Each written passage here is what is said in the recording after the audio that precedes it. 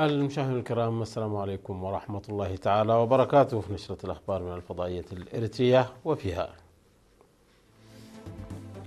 مشتل ربابور في عد قيح يقدم إسهاما كبيرا في برامج التشجير. دورة تدريبية بأسمرة لمعلمي مدرسة وارساي كالو.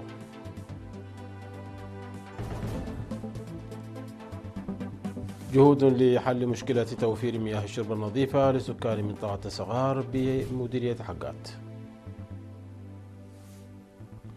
الولايات المتحدة تشن ضربات مكثفة على إيران، وحريق في سفينتين بمصر. الاتحاد الأفريقي يرحب باتفاق غينيا والغابون لتنفيذ حكم محكمة العدل الدولية. والصين والهند تستأنفان التجارة الحدودية بعد توقف دام 6 سنوات. أهلا بكم مشاهدينا. يسهم مشتل ربابور في مديرية عد قيح في تعزيز برامج التشجير وإعادة التشجير خلال فصل الخريف. وأوضح خبير الثروة القابية السيد أحمد سليمان بأن المشتل جهز هذا العام أكثر من 220 ألف شتلة من مختلف أنواع الأشجار، وسيتم قرصها عبر حملة الطلاب الصيفية والإدارات المحلية والمزارعين في المناطق السكنية ودور العبادة والمؤسسات الحكومية وغير الحكومية، مؤكدا أن الأشجار التي تزرع سنويا تتمتع بحالة جيدة بفضل الحماية والرعاية الدقيقة. وأكد خبير التشجير ومراقب المشتل السيد روبيل سعره أن الأشجار التي تزرع على مستوى القرى وبشكل فردي توجد في وضع جيد مقارنة بغيرها بفضل المتابعة الدقيقة.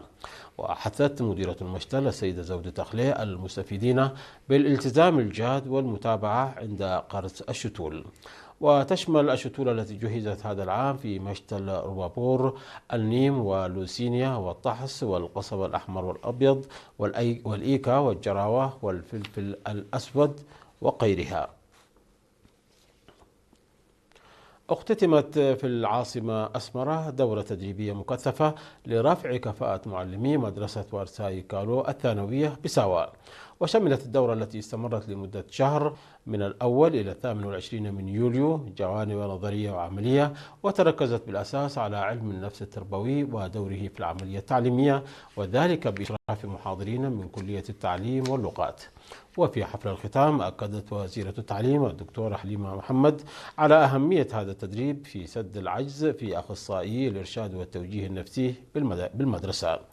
من جانبها أشاد مدير مدرسة وارساي كالو الثانوية الأستاذ رؤسوم قبرهوت بالاهتمام الذي أبداه المتدربون، مشيرا إلى أن الأوراق البحثية الغنية بالمعلومات التي قدموها ستساهم في تعزيز فعالية الدورات التدريبية المماثلة التي ستنظم مستقبلا.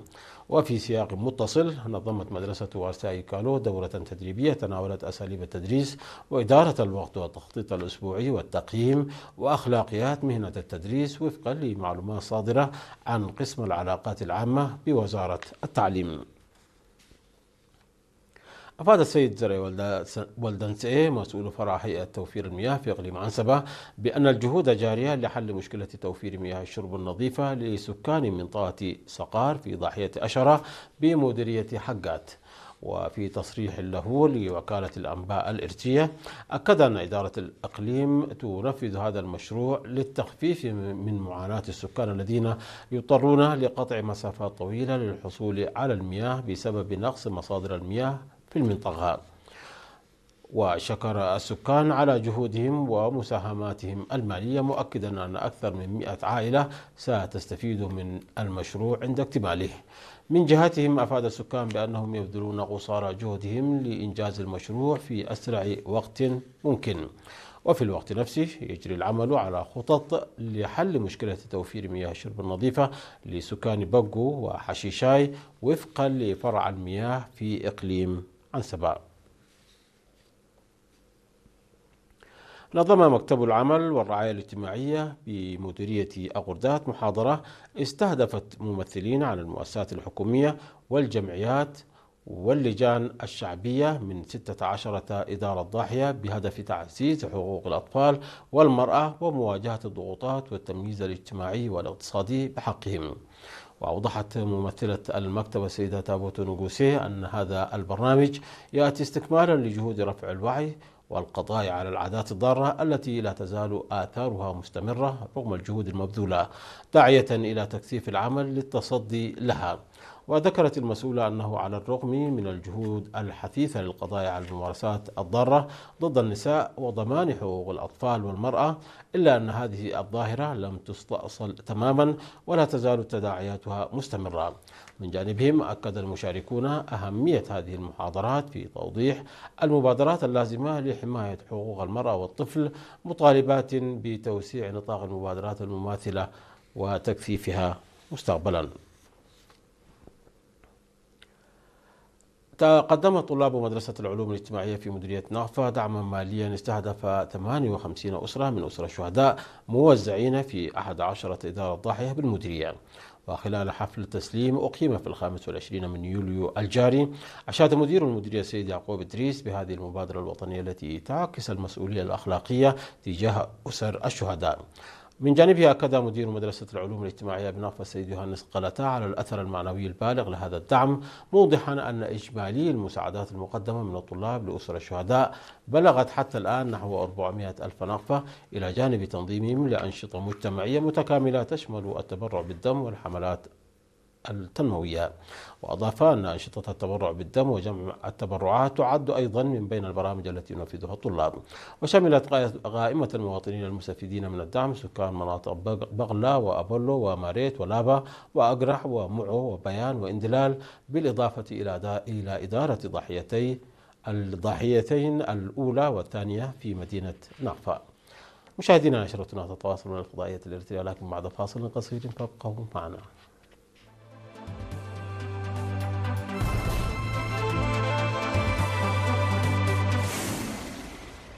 أهلا بكم مجددا. استأنف الجيش الأمريكي شن ضربات على أهداف داخل الجمهورية الإسلامية ردا على هجمات إيرانية استهدفت قواعد أمريكية في الأردن، وذلك بعد نحو أسبوع من الهدوء النسبي. وقالت القيادة المركزية الأمريكية في بيان أنها نفذت بنجاح موجة مكثفة من الضربات استهدفت عشرات المواقع التابعة للحرس الثوري الإيراني، بما في ذلك مراكز القيادة العسكرية ومنشآت الصواريخ والطائرات المسيرة، إضافة إلى مواقع المراقبة والدفاع الساحلي والقدرات البحرية. في المقابل، أفادت وكالة فارس الإيرانية بمقتل 3 أشخاص من عائلة واحدة وإصابة 2 آخرين جراء ضربات أمريكية استهدفت جزيرة غشم في جنوب البلاد.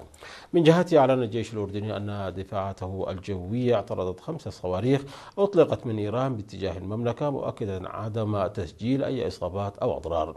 هذا وأعلنت رئاسة مجلس الوزراء المصري أن الحريق الذي نشب في ميناء دمياط سببه هجوم بطائرة مسيرة من دون أن يحدد الجهة المسؤولة عنه. رحب رئيس مفوضية الاتحاد الأفريقي محمود علي يوسف بتوقيع غينيا الاستوائية والغابون اتفاقية الالتزام المشترك الخاصة بتنفيذ حكم محكمة العدل الدولية، وذلك على هامش أعمال الدورة العادية 49 للمجلس التنفيذي للاتحاد الأفريقي المنعقدة في أديس أبابا. وقع الاتفاقية بحسب بيان وزير الشؤون الخارجية والتعاون الدولي والمغتربين في غينيا الاستوائية سيمون أويونو إيسونو ورئيس المحكمة الدستورية في الغابون ديودونيه أبا أونو، بحضور رئيس المجلس التنفيذي للاتحاد الأفريقي ووزير خارجية بوروندي إدوارد بيزيميانا والمبعوث الخاص للاتحاد الأفريقي ألبرت شينجورو وعدد من أعضاء السلك الدبلوماسي. ويأتي الاتفاق في إطار تسوية نزاع حدودي طويل بين غينيا الاستوائية والغابون بشأن السيادة على عدد من الجزر والمناطق البحرية في خليج غينيا، وهو خلاف استمر لعقود وأحالته الدولتان إلى محكمة العدل الدولية للفصل فيه. أفادت قناة تلفزيونية أن الهند والصين ستستأنفان التجارة رسميا عبر المعابر الحدودية بدءا من 1 أغسطس، وينظر إلى هذا على أنه خطوة جديدة في تطبيع العلاقات بين أكبر اقتصادين في آسيا بعد سنوات من الاضطراب الناجم عن جائحة كوفيد-19 والتوترات في المنطقة الحدودية. وبحسب الخطة ستستأنف التجارة عبر معبر ناتولا الحدودي اعتبارا من الأول من أغسطس بعد توقف دام 6 سنوات. ومن المتوقع أن يحضر حفل إعادة الافتتاح ممثلون عن كلا البلدين، مما يمثل عودة أحد أهم طرق التجارة بين الهند والصين.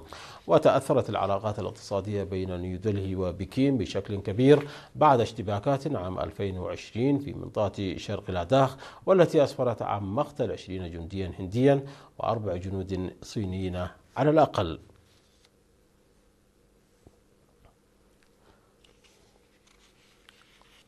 قالت الناطقة باسم وزارة الخارجية الصينية ماو نينغ إن بكين دأبت على التنديد بشدة بنزعة الولايات المتحدة إلى التذرع تعسفا بالأمن القومي لقمع الشركات الصينية. وشددت خلال مؤتمرها الصحفي الدوري على أن السياسة الحمائية لا تحسن بأي شكل من الأشكال القدرة التنافسية الأمريكية، بل تضر فقط بمصالح الشركات والمستهلكين الأمريكيين. ولوحت بأن بكين ستتخذ الإجراءات اللازمة للدفاع عن مصالح الشركات الصينية.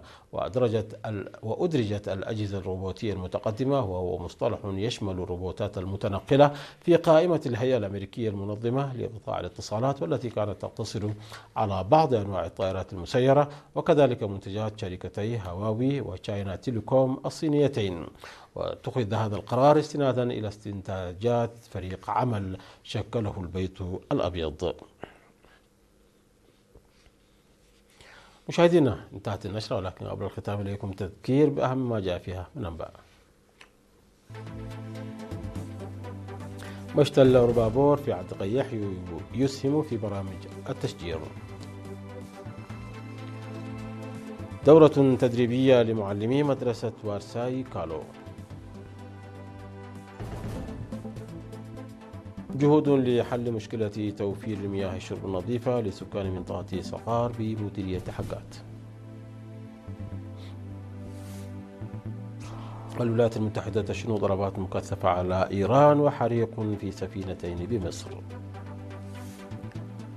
الاتحاد الأفريقي يرحب باتفاق غينيا والغابون لتنفيذ حكم محكمة العدل الدولية. والهند والصين تستأنفان التجارة الحدودية بعد توقف دام 6 سنوات. مشاهدينا، انتهت النشرة. شكرا على حسن المتابعة. تحية لكم أينما كنتم. إلى اللقاء.